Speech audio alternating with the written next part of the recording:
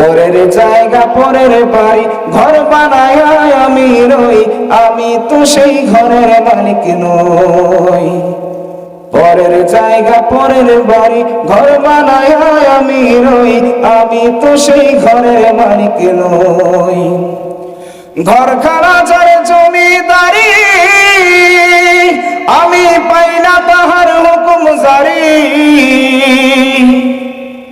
আমি পাই না জমিদারের দেখা, মনের দুঃখ কারে কই, আমি তো সেই ঘরের মালিক নই। ও মুসলমান, তুমি যে ঘর বানাইছো এই ঘরের মালিক তুমি নাকি? না না, এই ঘরের মালিক তুমি নও। তোমার জন্য বরাদ্দ 3.5 হাত সোয়ার একটা ছোট্ট জায়গা। এই দুনিয়ার বাসা বাড়ির জন্য মানুষ কত মেহনত করে। সকালবেলা অফিসের মধ্যে ঢুকে যায়, রাতের বেলা অফিস থেকে বের হয়, একটু একটু করে টাকা জমায়, জিব্বা অনেক খাবারের সব চাই, ওই খাবারগুলা না খাইয়ে অল্প অল্প করে টাকা জমাইয়া বিল্ডিং বানায় কি বানায় না? কথা বলেন, বানায় না? কিন্তু মুসলমান একটাবার চিন্তা করে দেখেন না, আপনার চিরকালের যে আবাস, মৃত্যুর পর কিয়ামতের পূর্ব পর্যন্ত যে থাকার যে ঘর, এই ঘর সুন্দর করার দিকে আমাদের চিন্তা ভাবনা নাই। আল্লাহ নবীর সাহাবী উসমান গনি রাদিয়াল্লাহু তাআলা আনহু যখন রাতের বেলা হাঁটতেন, হাঁটতে হাঁটতে কবরস্থানের পাশে যাইতেন। কবরস্থানের পাশে যাওয়ার পর উসমান গনি রাদিয়াল্লাহু তাআলা আনহু অঝোর নয়নে কান্না শুরু করতেন। এমন ভাবে কান্না শুরু করতেন, উসমান গনি রাদিয়াল্লাহু তাআলা আনহুর কান্না ছোট ছোট বাচ্চাদের মতো হাউমাউ করে হয়ে যাইত। উসমান গনি রাদিয়াল্লাহু তাআলা আনহুর খাদিম জিজ্ঞেস করে, উসমান, আল্লাহর নবীর কত বয়ান শোনার পর আপনারে কাঁদতে দেখি, কিন্তু উসমান, আপনি কবরের সামনে আসার পর যেমন ভাবে কান্না করেন এমন ভাবে কোনোদিন আপনারে কাঁদতে দেখি নাই।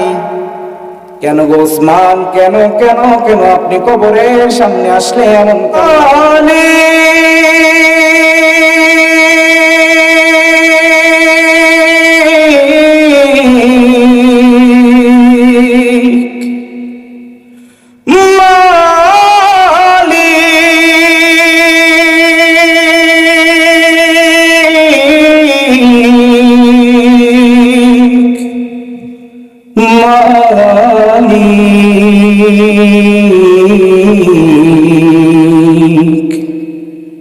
একটি ঘর বানিয়ে দিও, একটি ঘর বানিয়ে দিও, মালিক তুমি জান্নাতে তোমার কাছে আমায় একটি ঘর বানিয়ে দিও, একটি ঘর বানিয়ে দিও। সে বিভীষিকাময় মহাদিনে তোমার প্রতিবেশী করে নিও, মালিক তুমি জান্নাতে তোমার কাছে আমায় একটি ঘর বানিয়ে দিও, একটি ঘর বানিয়ে দিও, একটি ঘর বানিয়ে দিও, একটি ঘর বানিয়ে দিও। আমরা মালিকের কাছে ঘর চাই কি চাই না? আলহামদুলিল্লাহ, শুকরিয়া আদায় করছি সে আল্লাহ তাআলার আলিশান দরবারে যে আল্লাহ তাআলা হাজার ব্যস্ততা হতে মুক্ত করে আমাদের কতিপয় কিছু মানুষকে এই কনকনে শীতের রাতে ওনার এই তাফসীরুল কোরআন মাহফিলে উপস্থিত থাকার মতো কোরআন হাদিসে এই কিছু কথা শোনার মানবার মানসিকতা নিয়ে বসার তৌফিক দান করেছেন। ঈমানের আওয়াজ উঁচু করে একবার জোরে সোরে বলে উঠছে আলহামদুলিল্লাহ। আরেকটা আওয়াজ করে বলেন আলহামদুলিল্লাহ। আপনারা কেমন আছেন? আজকের এই ডেঙ্গারগড় শিমুলতাইর জামে মসজিদ কমিটি ও যুব সমাজের উদ্যোগে আয়োজিত 10ম বার্ষিক ওয়াজ মাহফিল ও দোয়া মাহফিলের সভাপতিত্ব করছেন আলহাজ হযরত মাওলানা গিয়াসউদ্দিন সাহেব, উদ্বোধক জনাব মোহাম্মদ রফিউল ইসলাম সাহেব, প্রধান অতিথি আলহাজ মোহাম্মদ উমর ফারুক। শুধু আজুদাস্ত রহমাতাল লিল আলামিন মসজিদে ও শুধু হামারো জমিন। এর নবীর উম্মতের দল আল্লাহ রাব্বুল আলামিন তোমার আমার জন্য তার প্যারে হাবিব সাল্লাল্লাহু আলাইহি ওয়াসাল্লামকে আমাদের জন্য রহমত বানায়া পাঠাইলেন, ঠিক কিনা বলেন? আমার নবী যেমন এক রহমত, যে রহমতের চাইতে বড় কোন রহমত আমাদের জন্য নাই। আল্লাহ তাআলা আমার নবীজিকে এমন একজন রহমত বানায়া পাঠাইলেন যিনি হচ্ছেন রাহমাতুল লিল আলামিন। একটা আওয়াজ করে বলেন তো মুসলমান, আল্লাহর নবীর জীবন আমাদের অনুসরণীয় নাকি খ্রিস্টানদের জীবন অনুসরণীয়? আওয়াজ করে বলেন কার জীবন অনুসরণীয়? মুহাম্মাদুর রাসূলুল্লাহ।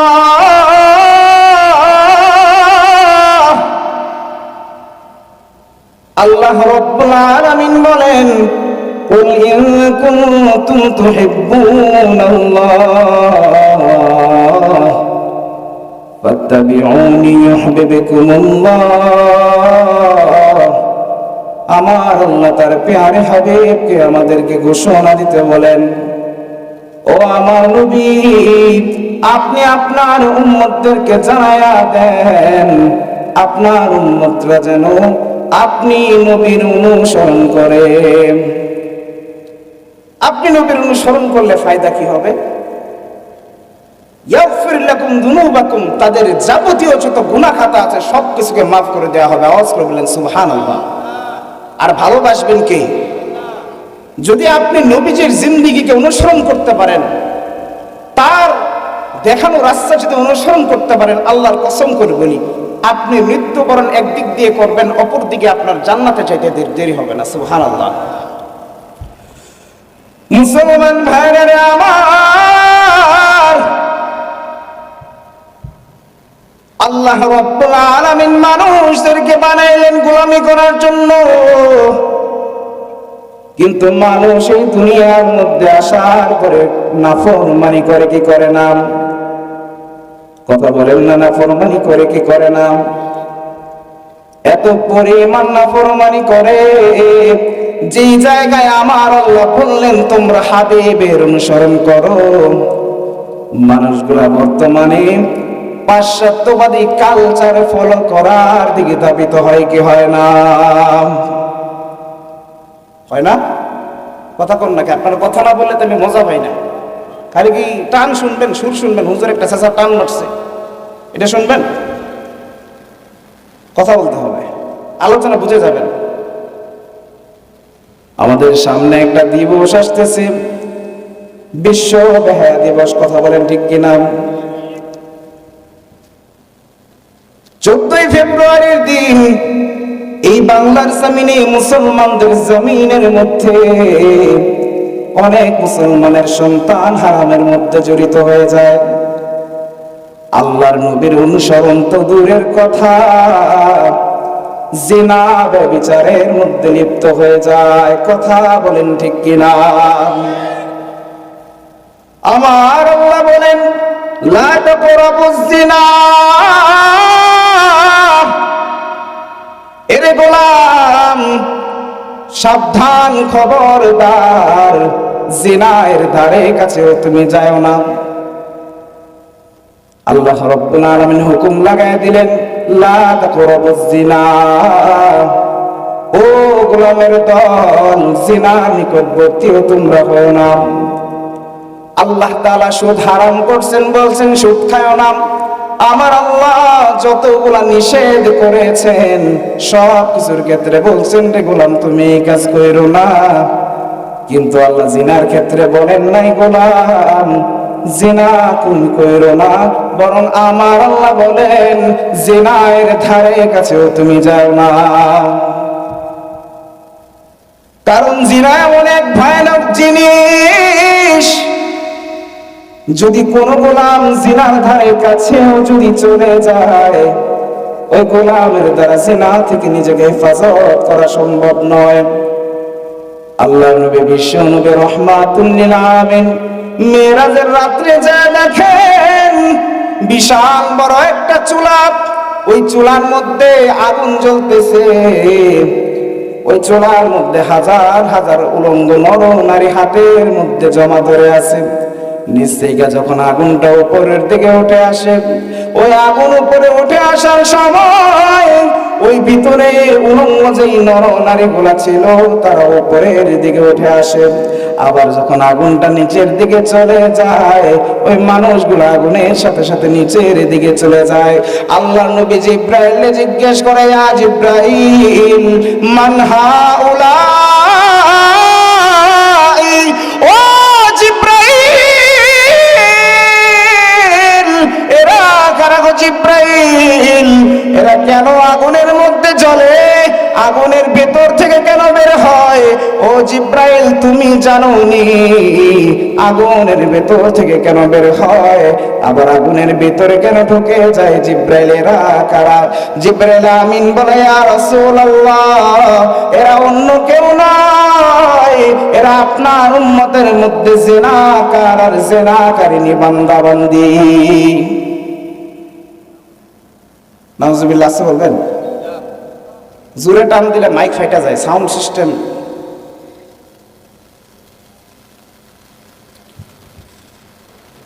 মুসলমান ভাইরা আমার,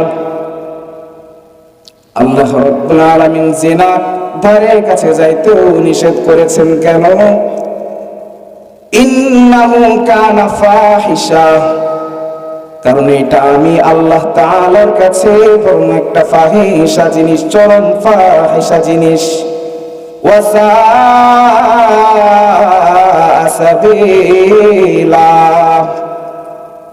নিকৃষ্ট একটা রাস্তা জিনা। গোলাম সাবধান, খবরদার, যাই করো না করো জিনা তো তুমি করবেই না, জিনার ধারে কাছেও যাইবে না। কে বলেছেন? জিনার ব্যাপারে আল্লাহ এই কথা বলছেন। 14 ফেব্রুয়ারিতে আসতেছে, এক শ্রেণীর যুবক যুবতীর হাতে গোলাপ ফুল দেখবেন কি দেখবেন না? আপনারা কি জানেন এই ভ্যালেন্টাইন্স ডের ইতিহাস কি? একটু বলবো, আপনারা যদি বিরক্ত না হন। এই 14 ফেব্রুয়ারির একটা ইতিহাস আছে, নেককারজনক, লজ্জাজনক ইতিহাস। প্রাচীন যেই রোম সম্রাট ছিল দ্বিতীয় ক্লোডিয়াস, সবাই বলেন দ্বিতীয় ক্লোডিয়াস, ওই দ্বিতীয় ক্লোডিয়াসের সময় তাদের একজন খ্রিস্টান পাদ্রী ছিল। ওই যে খ্রিস্টান পাদ্রী, তার নাম ছিল সেন্ট ভ্যালেন্টাইন্স। যেই ভ্যালেন্টাইন্সের নামে আজকে ভ্যালেন্টাইন্স ডে। তাহলে এক নম্বর বুঝলাম কাদের কালচার এটা? সবাই বলেন খ্রিস্টানদের কালচার। এবার আসেন মূল ঘটনার মধ্যে।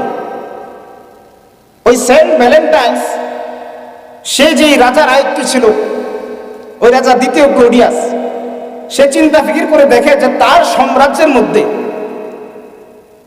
যেই সৈন্যরা আছে সেই সৈন্যদের ভিতরে বিবাহিত সৈন্যদের চাইতে অবিবাহিত সৈন্যদের শরীরে শক্তি, কায়গতের শক্তিটা বেশি। তাহলে কাজ করি, কাউরে আর বিয়ে দেওয়া যাবে না, আমার কোনো সৈন্য বিয়ে করতে পারবে না, বরং 4-5টা মেয়ের সাথে জেনায় লিপ্ত হবে। কারণ বিয়ের ভিতরে লিপ্ত হইলে তার সংসারের চাপ বাড়ে, যুদ্ধের ময়দানে খালি ফ্যামিলির কথা মনে পড়ে, বা তার শারীরিক সক্ষমতা কমে যায়। রোমের বাদশা কি করলো? বলতেছে আমার এই সাম্রাজ্যের মধ্যে আর কেউ বিয়ে করতে পারবে না। এই দিক দিয়ে ওই খ্রিস্টান পাদ্রীটা মেনে নিতে পারে নাই, তার ভিতরে আবেগ, ইমোশন অনেক বেশি। সে কি করতো, তার যে গির্জা ছিল, গির্জার ভিতরে গোপনে গোপনে সৈন্যদেরকে বিয়ে করাইতো। এই খবর আবার গেছে রাজার কানে। ওই বাদশাহ বা রাজা কি করছে, ওই যে পাদ্রীরা ছিল এই পাদ্রীটারে ধরে নিয়ে জেলখানার মধ্যে বন্দি করছে। এখন জেলখানার ভিতরে বন্দি হওয়ার পরে কারারক্ষী যে আছে এটার যেই একদম হেড, সে এসে বলতেছে যে হে ভ্যালেন্টাইন, আপনি তো একজন পাদ্রী, আপনি একটু আমার মেয়ের জন্য দোয়া করেন, আমার মেয়ে অন্ধ মেয়ে, তার চোখ যেন ভালো হয়ে যায়। তো সেও দোয়া করছে, তারপর মেয়েটার ট্রিটমেন্ট করছে, মেয়েটার চোখ ভালো হয়ে গেছে। ওই দিক দিয়া এই পাদ্রী আর এই মেয়ের ভিতরে একটা হারাম প্রেমের সম্পর্ক হয়ে গেছে, নাউজুবিল্লাহ বলেন। এই সম্পর্ক যখন হয়েছে এটা রাজার কান পর্যন্ত গেছে। যাওয়ার পর রাজা কি করছে, এই যে সেন্ট ভ্যালেন্টাইন এই লোকটারে ফাঁসিতে ঝুলাইছে। এরপর থেকে এই 14 ফেব্রুয়ারির দিনকে গোটা বিশ্বের মানুষেরা নিজেদের জন্য ভালোবাসার দিবস হিসাবে বলতে চায়। অনেক যুবক যুবতীকে যখন আমরা বলি তোমরা কি এটার ইতিহাস জানো, বা তোমরা ভালোবাসা দিবস এটা পালন করা তোমাদের জন্য ঠিক না, তারা আমাদেরকে যুক্তি দেয় নিজের বাবারেও তো ভালোবাসা যায়, মারেও তো ভালোবাসা যায়। আল্লাহর কসম করে বলি, নবীজি বলেছেন মান তাশাব্বাহা বিকওমিন ফাহুয়া মিনহুম। নবীজি বলছেন কোন মানুষ যদি কোন কওমের সাথে সাদৃশ্য রাখে সে তাদের আওতাভুক্ত হয়ে যাবে, নাউজুবিল্লাহ বলেন। আল মারউ মা'a মান আহাব্বা। হাসরের ময়দানে, ওই হাসরের কঠিন ময়দানে আপনি তাদের সাথেই দাঁড়াবেন আপনি যাদের ভালোবাসেন, আপনি যাদের আইডিওলজি, আপনি যাদের মতাদর্শ অনুসরণ করেন, আপনি আল্লাহর কসম করে বলি তাদের সাথে উঠবেন। ভাইয়েরা আমার, বিশ্ব ভালোবাসা দিবস এটা শুধুমাত্র বেহায়াপনার মধ্যে সীমাবদ্ধতা নয়, বরং কোন মুসলমানের সন্তান যদি এটা পালন করে সে খ্রিস্টানদের একটা কালচার অনুসরণ করলো, কথা বলেন ঠিক কিনা, প্রাচীন রোমানদের একটা কালচার অনুসরণ করলো। হাসরের ময়দানে যখন নবীজি করিম সাল্লাল্লাহু আলাইহি ওয়াসাল্লাম তার উম্মতদেরকে নিয়ে প্রথম জান্নাতের উদ্বোধন করবেন, সেই জায়গায় এই ব্যক্তি থাকবে না যে ব্যক্তি আজকে বিশ্ব ভালোবাসা দিবস উদযাপন করবে। আল্লাহ তাআলা আমাদের সকলকে সঠিক বুঝ দান করুন, সকলে বলে আমিন। সম্মানিত হাজিরিন, এবার আসেন আমরা আমাদের মূল আলোচনার দিকে চলে যাই। আপনাদের কি কষ্ট হচ্ছে? আলোচনা কি সামনে করব? রাত তো প্রায় 12টা বেজে গেছে, 12টার বেশি আলোচনা করা ঠিক না, তবে আপনাদের যদি চাহিদা থাকে ইনশাআল্লাহ আলোচনা চলবে। ভাইয়েরা আমার, আল্লাহ রাব্বুল আলামিন এই দুনিয়ার মধ্যে মানুষদেরকে সবচাইতে বড় যেই নিয়ামত দিয়েছেন সেটা হচ্ছে রাসূল করিম সাল্লাল্লাহু আলাইহি ওয়াসাল্লাম। তারপর যেই নিয়ামত দিয়েছেন সেই নিয়ামত হচ্ছে পবিত্র কোরআন। সবাই বলেন কি? 3 নাম্বার সবচেয়ে বড় যে নিয়ামত আল্লাহ তাআলা দিয়েছেন সেটা হচ্ছে আমার আপনার এই শরীর, আমার আপনার এই দেহ। এই দেহ আমার রূহের থাকার একটা জায়গা ছাড়া আর কিছু না। একদিন আপনার এই দেহ ছেড়ে চলে যেতেই হবে। আল্লাহ রাব্বুল আলামিন কোরআনের মধ্যে জানায় দেয় কুল্লু নাফসিন যায়িকাতুল মাউত। আওয়াজ করে বলেন আল্লাহু আকবার। আমার আল্লাহ জানায় দেয় ও গোলাম, দুনিয়ার মধ্যে এমন কোন নাফস নাই, এমন কোন প্রাণী নাই যে প্রাণীর তার মৃত্যুর স্বাদ গ্রহণ করা লাগবে না। একদিন তুমি দুনিয়ার মধ্যে ছিল না, আজকে তুমি দুনিয়ার মধ্যে বিচরণ করে দুনিয়ার মধ্যে জন্মানোর পরে তুমি বড় হইছো। তোমার দেহের মধ্যে আমার আল্লাহ শক্তি দিয়েছেন, আমার আল্লাহ তোমার বিয়ে শাদী করার মতো উপযুক্ততা দিয়েছেন। আমার আল্লাহ তোমারে এত পরিমাণ সুন্দর করে আমার আল্লাহ বানাইছেন, যার চাইতে সুন্দর করে আমার আল্লাহ আর কাউরে বানায় নাই। আল্লাহ তোমার সুন্দর একটা ছাঁচে তৈরি করেছেন। আল্লাহ তাআলা কোরআনের মধ্যে জানায় দেন লাকাদ খালাকনাল ইনসানা ফি আহসানি তাকওয়িম। আওয়াজ করে বলেন আল্লাহু আকবার। আল্লাহ রাব্বুল আলামিন বলেন ও গোলাম, তোমারে আমি আল্লাহ তাআলা সবচাইতে সুন্দর আকৃতিতে বানাইছি। সুবহানাল্লাহ। কিন্তু এই আকৃতি একদিন থাকবে না, এই আকৃতি একদিন পচে গলে মাটির সাথে মিশে যাবে। সুম্মা ইন্না বাদা যালিকা লামাইতুন, আমার আল্লাহ বলেন এরপরে একদিন রে গোলাম তুমি মাটির সাথে মিশে যাইবা, তোমার মৃত্যু হয়ে যাবে। ও মুসলমান, মৃত্যুর পরে যখন তোমার কবরের মধ্যে শোয়ানো হবে, ওই কবরের মধ্যে দুই পাশ হতে মাটির চাপ দেওয়া হবে। মাটি তোমার এমন চাপ দেওয়া ধরবে, এই দুনিয়ার মধ্যে এমন কোন মানুষ নাই আল্লাহর ওলিও যদি হয়ে যায় তার মাটির চাপ খাওয়া লাগবে। এই সুন্দর দেহটা আর থাকবে না, সুন্দর চোখটা আর থাকবে না, সুন্দরী পাঁজরটা আর থাকবে না।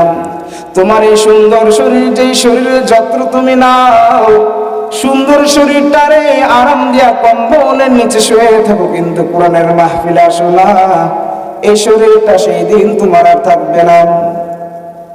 কারণ কবরের ভিতরে মাইয়িতকে যখন রাখা হয়, আল্লাহর ইচ্ছায় দুই পাশের মাটি এমন মানুষের চাপ দেয়, বাম পাশের পাঁজরের হাড় আরেক পাঁজরের ভিতরে ঢুকে যায়। ও মুসলমান, আল্লাহর নবীর এক সাহাবী হযরত সাদ ইবনে মুআয রাদিয়াল্লাহু তাআলা আনহু এমন একজন সাহাবী ছিলেন, যে সাহাবীর জিন্দেগিতে কোনো গুনাহ নাই, খাতাও নাই, গোটা জিন্দেগি আমল আর আমল, জিহাদ আর জিহাদ ছিল। সাদ ইবনে মুআয রাদিয়াল্লাহু তাআলা আনহু জিহাদের ময়দানে যাওয়ার পর উনার পায়ের মধ্যে একটা তীর বিঁধে যায়। উনি ক্ষত বিক্ষত হয়ে যাওয়ার পরে এত পরিমাণ রক্ত শরীর হতে বের হয়ে গেছে, সবাই বলা বলি করতেছে সাদ ইবনে মুআয বুঝি আর বাঁচবে না। সাদ ইবনে মুআয রাদিয়াল্লাহু তাআলা আনহু জিহাদ থেকে আসার পর আল্লাহ রাব্বুল আলামিন একটা জিহাদের পরে আসমান থেকে হুকুম পাঠায়, ইয়া রাসূলুল্লাহ, ইয়া হাবিবাল্লাহ, ইহুদিরা মুনাফিকি করেছে, তাদের বিরুদ্ধে এখন আপনি জিহাদের জন্য যান। যে জিহাদের পোশাক গায়ে দিয়ে বাড়িতে ফিরছেন, সাবধান, খবরদার, ওই জিহাদের কাপড় কিন্তু খোলা যাবে না, এই অবস্থায় ইহুদিদের বিরুদ্ধে চলে যান। সাদ ইবনে মুআয রাদিয়াল্লাহু তাআলা আনহুর কানে খবর পৌঁছে গেছে। সাদ ইবনে মুআয আল্লাহর কাছে দুইটা হাত তুলে বলে, আল্লাহ,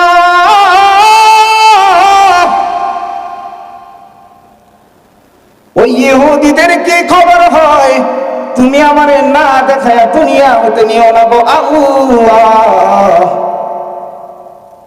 ইহুদিদের ফয়সালা দেখার পরে তুমি আমারে দুনিয়া হতে নিও। সাদ ইবনে মুআয রাদিয়াল্লাহু তাআলা আনহুর দোয়া আমার আল্লাহ কবুল করে নিলেন। ওনার যে জায়গা থেকে রক্ত পড়তেছিল সেই জায়গার রক্ত পড়ার সাথে সাথে বন্ধ হয়ে যায়। আল্লাহু আকবার বলেন। সাদ ইবনে মুআয রাদিয়াল্লাহু তাআলা আনহু এইবার অপেক্ষায় আছেন কখন সেই নিউজটা চলে আসবে। আল্লাহর নবী সাহাবায়ে কেরামদেরকে নিয়ে ওই ইহুদিদের চতুর্পাশ ঘেরাও করলেন। ইহুদিরা ফয়সালা জানায়া দেয়, আমাদের নেতা, আমাদের আমির সাদ ইবনে মুআযকে আমরা এটার বিচারক মানলাম। সুবহানাল্লাহ বলবেন না? তার মানে কি সাদ ইবনে মুআয রাদিয়াল্লাহু তাআলা আল্লাহর কাছে বলছে, আল্লাহ এটার ফয়সালা না দেখায় দুনিয়া থেকে আমার নিও না। আল্লাহ কি করছে? এটার ফয়সালার বিচারকই বানায় দিলেন সাদ ইবনে মুআয। সুবহানাল্লাহ। তার মানে কি পরিমাণ দোয়া কবুল হইতো সাদ ইবনে মুআয রাদিয়াল্লাহু তাআলা আনহুর। আপনি আমি তো দোয়া করার সিস্টেম জানি না। ওই সাদ ইবনে মুআয রাদিয়াল্লাহু তাআলা আনহুর দোয়া আমার আল্লাহ এমন ভাবে কবুল করতেন যে উনি চাইছেন সামান্য একটা জিনিস, কিন্তু আমার আল্লাহ রাব্বুল আলামিন তারই সেই জায়গার ফয়সালার বিচারক বানায় দিলেন। সাদ ইবনে মুয়াজ রাদিয়াল্লাহু তাআলা আনহু উটের পিঠে চইরা চলে গেলেন ফয়সালা দেখার জন্য। আল্লাহ নবী বলতেছে, সাদ তুমি তো ফয়সালা দেখতে আসছো, ইহুদিরা তোমার এই ফয়সালা আমির মানছে, তুমি ফয়সালা দাও। সাদ ইবনে মুয়াজ রাদিয়াল্লাহু তাআলা আনহু ফয়সালা মুসলমানদের পক্ষে দিবেন নাকি ইহুদিদের পক্ষে? কথা বলেন, মুসলমানদের পক্ষে না? সাদ ইবনে মুয়াজ রাদিয়াল্লাহু তাআলা আনহু মুসলমানদের পক্ষে ফয়সালা জানাবেন। যেই মাত্র ফয়সালা হয়ে গেছে রে, সাদ ইবনে মুয়াজ রাদিয়াল্লাহু তাআলা আনহুর রক্তক্ষরণ আবার জারি হয়ে গেছে। সাদ ইবনে মুয়াজ রাদিয়াল্লাহু তাআলা আনহু দুনিয়া হতে বিদায় হয়ে গেলেন। দুনিয়া থেকে বিদায় হয়ে যাওয়ার পর আল্লাহর নবী বিশ্ব নবী রাহমাতুল লিল আলামিন সাদ ইবনে মুয়াজ রাদিয়াল্লাহু তাআলা আনহু যখন কবরের মধ্যে শোয়া দিয়েছেন, কবরের মধ্যে শোয়া দেওয়ার পর চিৎকার করে বলতেছেন, সুবহানাল্লাহ সুবহানাল্লাহ। সাহাবায়ে কেরাম পেছন থেকে সুবহানাল্লাহ সুবহানাল্লাহ বলে চিৎকার করছেন। এইবার নবীজি আবার আল্লাহু আকবার বলে চিৎকার করলেন। সাহাবায়ে কেরাম পেছন থেকে আল্লাহু আকবার বলে চিৎকার করলেন। আল্লাহ নবীর সাহাবীরা জিজ্ঞেস করলেন, ইয়া রাসূলুল্লাহ, আপনারে তো কোনদিন আমরা দেখি নাই, আপনি কবরের মধ্যে লাশ ওয়ানোর পর আপনি সুবহানাল্লাহ পড়ছেন, আল্লাহু আকবার পড়ছেন, আজকে কেন করলেন? আল্লাহর নবী বিশ্ব নবী রাহমাতুল লিল আলামিন বলেন, শোনো আমার সাহাবীর দল,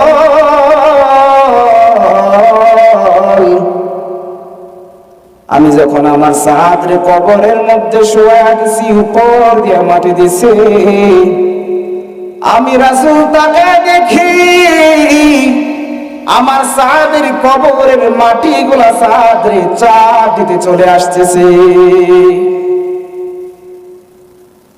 সাদ ইবনে মুয়াজ যার দোয়া করতে দেরি আছে, কবুল হইতে দেরি নেই। আল্লাহর নবী বিশ্ব নবী রাহমাতুল লিল আলামিন বলেন, এই জন্য আমি সুবহানাল্লাহ বলে বলে চিৎকার করলাম যখন আমার আল্লাহ ওই মাটিগুলো সরিয়ে দিলেন, সাথে সাথে আমি আবার আল্লাহ তাআলার কৃতজ্ঞতা স্বরূপ আল্লাহু আকবার পড়লাম। শুনে রে দুনিয়ার মানুষ, এই দুনিয়ার মধ্যে কেউ যদি মাটির চাপ থেকে বাঁচত, তাহলে সেটা হয়তো আমার এই সাহাবী সাদ ইবনে মুয়াজ। তার মানে কি বুঝলেন? কবরের মাটির চাপ থেকে বাঁচতে পারবেন? ওই কবরে যাইতে হবে এটা জানেন, এরপরেও হারাম কেন খান? জিনা কেন করেন? গুনাহ খাতা কেন করেন?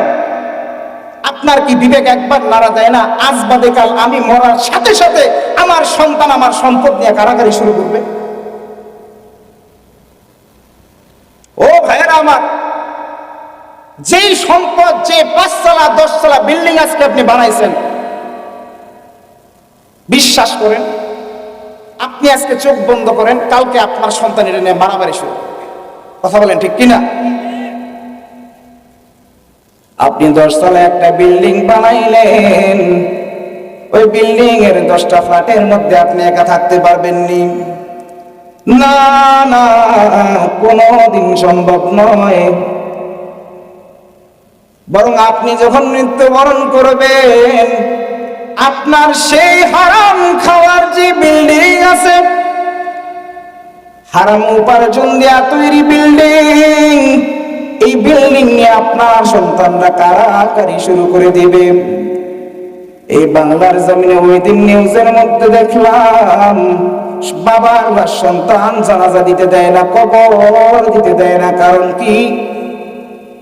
বাবার লাশ কবরের মধ্যে শোয়ানোর আগে সম্পদের ফয়সালা সন্তানরা চায়।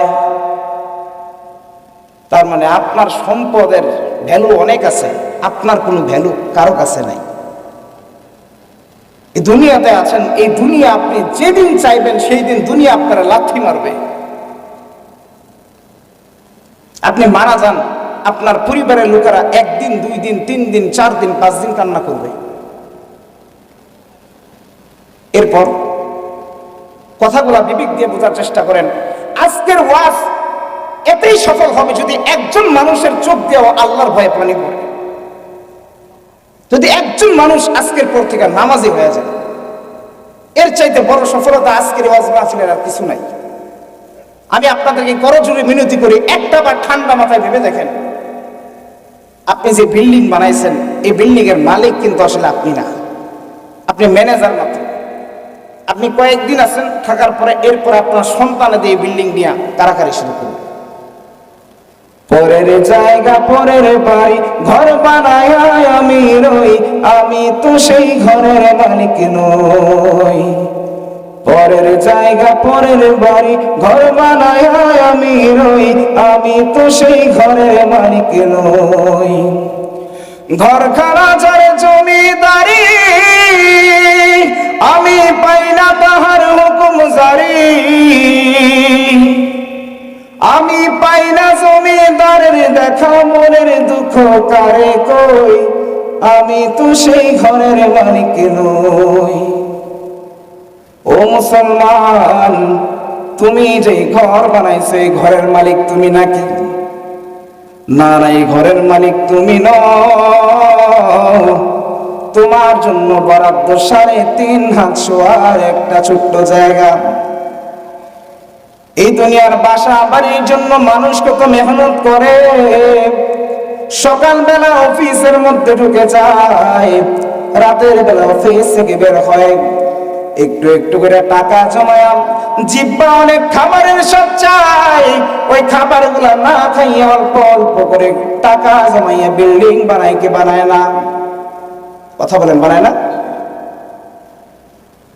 কিন্তু মুসলমান একটাবার চিন্তা করে দেখেন না, আপনার চিরকালের যে আবাস, মৃত্যুর পর কিয়ামতের পূর্ব পর্যন্ত যে থাকার যে ঘর, এই ঘর সুন্দর করার দিকে আমাদের চিন্তা ভাবনা নাই। আল্লাহ নবীর সাহাবী উসমান গনি রাদিয়াল্লাহু তাআলা আনহু যখন রাতের বেলা হাঁটতেন, হাঁটতে হাঁটতে কবরস্থানের পাশে যাইতেন। কবরস্থানের পাশে যাওয়ার পর উসমান গনি রাদিয়াল্লাহু তাআলা আনহু অঝোর নয়নে কান্না শুরু করতেন। এমন ভাবে কান্না শুরু করতেন, উসমান গনি রাদিয়াল্লাহু তাআলা আনহুর কান্না ছোট ছোট বাচ্চাদের মতো হাউমাউ করে হয়ে যাইত। উসমান গনি রাদিয়াল্লাহু তাআলা আনহুর খাদিম জিজ্ঞেস করে, উসমান, আল্লাহ নবীর কত বয়ান শোনার পর আপনারা কাঁদতে দেখি, কিন্তু উসমান, আপনি কবরের সামনে আসার পর যেমন ভাবে কান্না করেন এমন ভাবে কোনোদিন আপনারে কাঁদতে দেখি নাই। কেন গো উসমান, কেন কেন কেন আপনি কবরের সামনে আসলে এমন কান্না করেন? উসমান গনি রাদিয়াল্লাহু তাআলা আনহু বলেন, শোনো আল্লাহর নবীর সাহাবী, আল কবরু রাওদাতুম মির রিয়াদিল জান্নাহ আও হুফরাতুম মিন হুফারিন নার। উসমান গনি রাদিয়াল্লাহু তাআলা আনহু বলেন, আল্লাহর নবীর সাহাবী, এই কবরটা কারোর জন্য হবে জান্নাতের একটা বাগান। আওয়াজ করে বলেন সুবহানাল্লাহ। আবার এই কবরটা এমন কিছু মানুষ দুনিয়ার জমিনে আছে ওই মানুষগুলোর জন্য এই কবরটা হয়ে যাবে জাহান্নামের একটা অগ্নিকাণ্ড, জাহান্নামের একটা খণ্ড এই কবরটা হয়ে যাবে রে। একবার দিনের কান লাগায় শুনেন, একবার দিলটা দিয়া ভাবেন, আপনার যে কবর আছে এই কবরটারে আপনি জান্নাতের বাগান বানাইছেন নাকি এতদিনে জাহান্নামের খণ্ড হয়ে গেছে? একটাবার ভাবেন, আপনার যে কবর এই কবরটা কি জান্নাতের বাগান হয়ে গেছে নাকি জাহান্নামের একটা অগ্নিকাণ্ড হয়ে গেছে? ভাইয়েরা আমার, ওই কবর খুব ভয়ানক এক জায়গা। ওই কবরে আপনার দেখার মতো কেউ নাই। আপনি এটা তো শিওর আপনার মৃত্যুবরণ করা লাগবে, আপনি একদিন এই দুনিয়া থেকে যাবেন। ওই কবরে আপনার দেখার মতো কেউ নাই, আপনার চিকিৎসা করার মতো কেউ নাই, আপনার মশারি টানায় দেওয়ার মতো কেউ নাই, আপনার পোকামাকড় থেকে বাঁচানোর জন্য কেউ নাই, আপনার পানি দেওয়ার মতো কেউ নাই। ভাই তাহলে কিসের জন্য, কোন চিন্তায় কবরটারে আপনি জাহান্নামের একটা অগ্নিকাণ্ড বানায় রাখছেন? আপনার সুযোগ আছে জান্নাত বানায় ফেলার, আপনি কেন বানান? বিবেকটা দেখে একবার ভাবছেন? অথচ আল্লাহর নবী বিশ্ব নবী রাহমাতুল লিল আলামিন বলেন, সুবহানাল্লাহ ওয়ালহামদুলিল্লাহ তামলান। সুবহানাল্লাহ আলহামদুলিল্লাহ এই দুইটা এমন শব্দ, যে শব্দগুলা সওয়াব দ্বারা তোমার মিজানের পাল্লারে ভারী করে দেয়। শুধুমাত্র তাই নয়, আও তামলাউ মা বাইনাস সামাওয়াতি ওয়াল আরদ। আল্লাহর নবী বিশ্ব নবী রাহমাতুল লিল আলামিন বলেন, সুবহানাল্লাহ ওয়াল হামদুলিল্লাহ যারা পড়বে ওই বান্দাদের জন্য আমার আল্লাহ রাব্বুল আলামিন আসমান এবং জমিনের মধ্যে যেই ফাঁকা জায়গাটা আছে রে, এই ফাঁকা জায়গা ওই বান্দার জন্য সওয়াব দ্বারা পরিপূর্ণ করে দিবেন। এই যে পরিপূর্ণাঙ্গ হয়ে গেছে। সুবহানাল্লাহ একবার বলছেন না? জিকির করতে কষ্ট লাগে? জিকির করতে মজা লাগে কি লাগে না? अल्लाह अल्लाह क्या मुबारक नाम है, अल्लाह अल्लाह आशिकों का काम है। ও মুসলমান ভাইরা আমার আল্লাহর জিকির করতে মজা লাগে কি লাগে না? আপনারে আল্লাহ একটা জবান দিয়েছেন, সুন্দর একটা জবান দিয়েছেন, যে জবান দিয়ে আপনি মানুষের গালিগালাজ করেন, অথচ আল্লাহর জিকির করেন না। কবরের মধ্যে যেই দিন শোয়ানো হবে, ওই কবরের ফেরেশতারা আপনার এসে যখন জিজ্ঞেস করবে, মার রব্বুকা, তোমার রব কে? আপনি যদি দুনিয়ার মধ্যে আল্লাহর জিকির করেন, আপনি কোরআন সুন্নাহ মোতাবেক যদি চলে থাকেন, আপনি কোরআন তেলাওয়াত যদি নিয়মিত করেন, আল্লাহর কসম করে বলি আপনি উত্তর দিয়ে বলবেন, রব্বি আল্লাহ, আমার রব হইল কে? আওয়াজ করে বলেন না কে? আমার রব হইল আল্লাহ। দুই নাম্বার আপনারা জিজ্ঞেস করা হবে, রে গোলাম, ওয়া মা দীনুকা, এ গোলাম তুমি তোমার জীবনের মধ্যে যেই জীবন ব্যবস্থা পরিচালনা করেছো, সেই জীবন ব্যবস্থাটার নাম কি? আপনি যদি আজকে 14 ফেব্রুয়ারি পালন করেন, আপনি বলবেন আমার জীবন ব্যবস্থা হইল রোম, আপনার সারবেনি বলেন। আপনি বলবেন আমার গণতান্ত্রিক দেশ, গণতান্ত্রিক মতাদর্শ নিয়ে আছি, গণতন্ত্রই হইল আমার জীবন ব্যবস্থা সারবে। না না, কোনদিন মুক্তির কোন ব্যবস্থা নাই। যে বান্দা আল্লাহর কোরআন মোতাবেক চলবে না, যে ব্যক্তি কোরআন সুন্নাহ মোতাবেক চলবে না, জিহ্বাটারে আল্লাহর জিকিরের জন্য লাগাবে না, ওই বান্দা উত্তর দিয়া বলবে হা হা লা আদরি, হায় হায় আমি কিছুই জানি না। আর যেই বান্দা দুনিয়ার মধ্যে কোরআন সুন্নাহ মোতাবেক চলছে, ওই বান্দা বলবে দ্বীনি আল ইসলাম। আওয়াজ করে বলেন সুবহানাল্লাহ। আমার দিন কি? আমার দিন হইল ইসলাম। ভাইরা আমার, কবরের মধ্যে আরেকটা প্রশ্ন করা হবে, মা হাদার রাজুলুল্লাযী বুইসা ফীকুম। নবীজির চেহারা মোবারক দেখায় আপনাকে জিজ্ঞেস করা হবে, এই যে লোকটারে দেখা যায়, এই লোকটারে আপনি চিনেননি? যদি বান্দা নবীজির সুন্নাহ মোতাবেক চলে থাকে, ওই যে প্রথম আয়াত বলছিলাম, নবীজির যদি অনুসরণ করে থাকে, বান্দা উত্তর দিয়া বলবে হুয়া নবিয়ুনা মুহাম্মাদুর রাসূলুল্লাহ সাল্লাল্লাহু আলাইহি ওয়াসাল্লাম। বান্দা উত্তর দিয়া বলবে এইটা আর কেউ নয়, আমার প্যারে হাবিব সাল্লাল্লাহু আলাইহি ওয়াসাল্লাম, তিনি আমাদের নবী। এবার ফেরেশতারা জিজ্ঞেস করবে, রে গোলাম, তুমি সবগুলা প্রশ্নের উত্তর পারলা, তুমি কেমনে পারলা, তুমি কোত্থেকে জানলা? বান্দা উত্তর দিয়া বলবে, ফেরেশতার দল, ক্বরাতু কিতাবাল্লাহ, আমি আল্লাহর কিতাব পড়েছি, এই কিতাব পড়ার কারণে এই প্রশ্নগুলো আমি জানতাম, আর প্রশ্ন জানার কারণে প্রশ্নের উত্তরগুলো আমার জানা ছিল। এখন কোরআন পড়তে পারেন কারা কারা? হাত তুলেন। একজনও পারেন না? হায় হায়,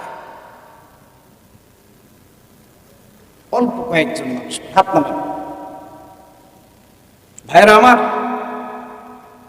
বান্দাকে যখন জিজ্ঞেস করা হবে তুমি এটি কেমনে জানলা, বান্দা বলবে কি?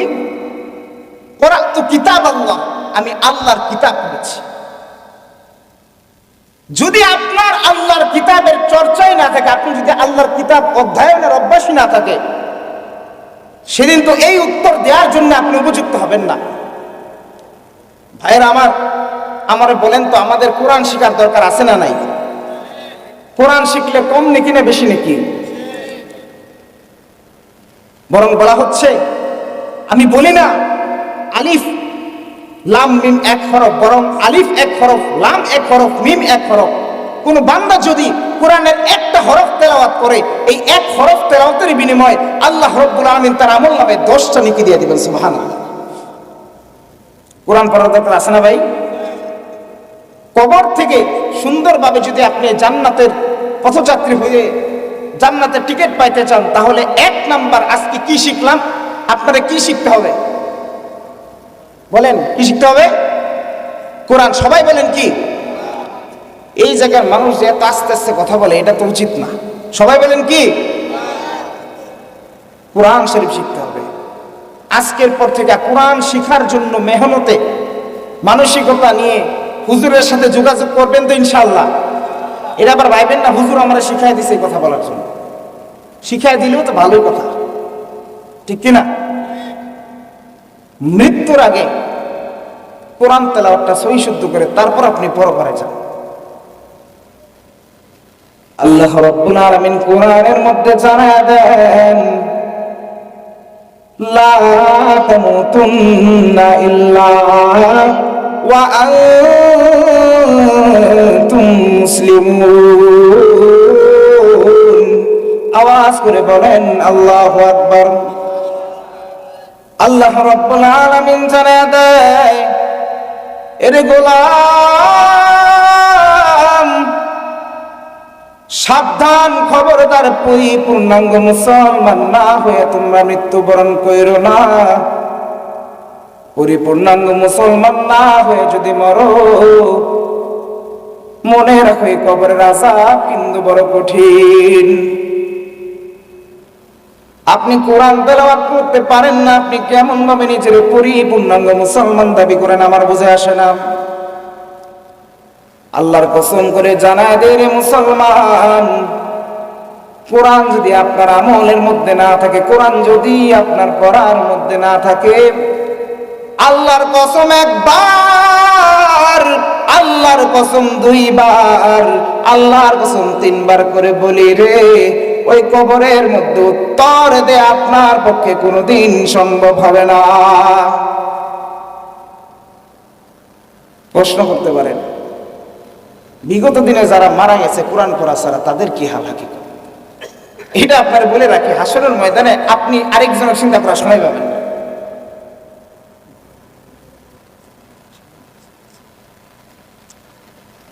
আলহামদুলিল্লাহ, আমাদেরকে বলা হয়েছে মহিলা প্যান্ডেল নাকি আলহামদুলিল্লাহ ভরপুর।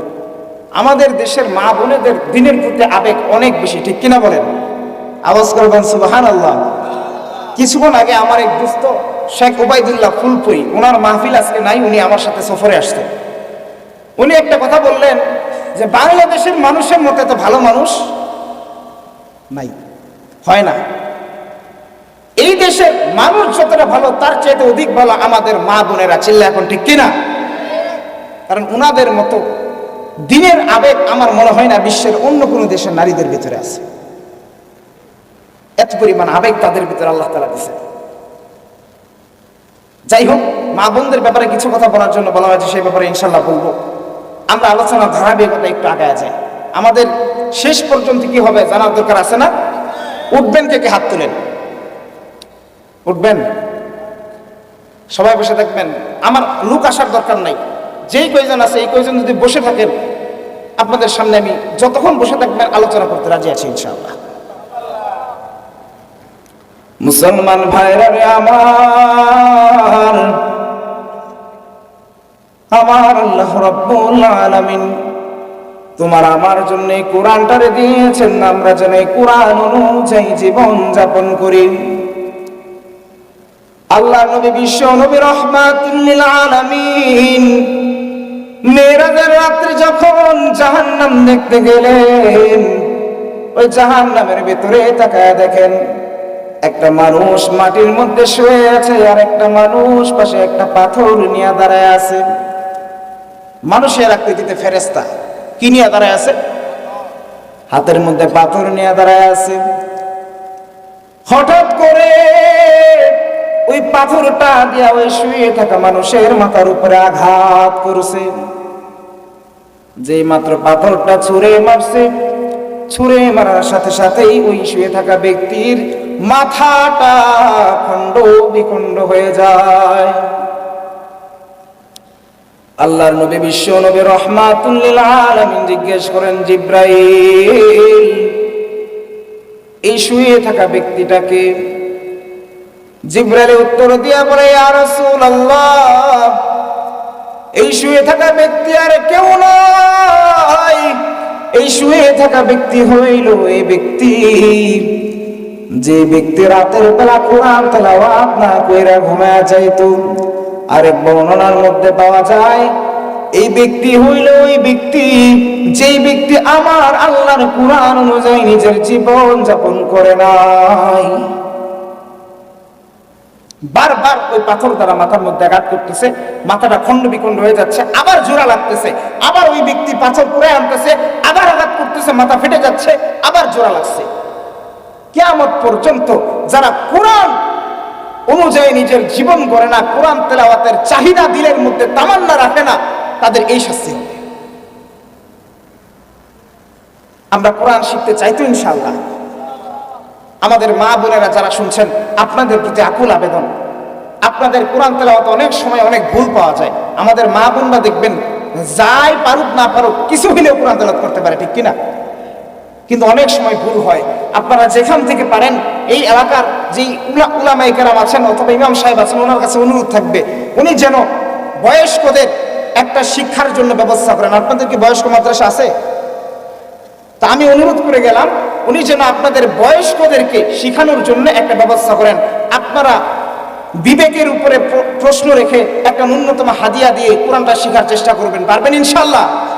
কে কে আজকের পর থেকে হুজুরের কাছে কোরআন শিখতে চান হাত তুলেন দেখি। হাত তুলে নাকি একটু তাকায় দেখেন তো কার মনের ভিতরে কোরআনের প্রতি বিদ্বেষ আছে। সবাই শিখতে চান ইনশাআল্লাহ? হাত নামান, আল্লাহ কবুল করুক। এখানে একটা বয়স্ক মাদ্রাসা হবে তো ইনশাআল্লাহ?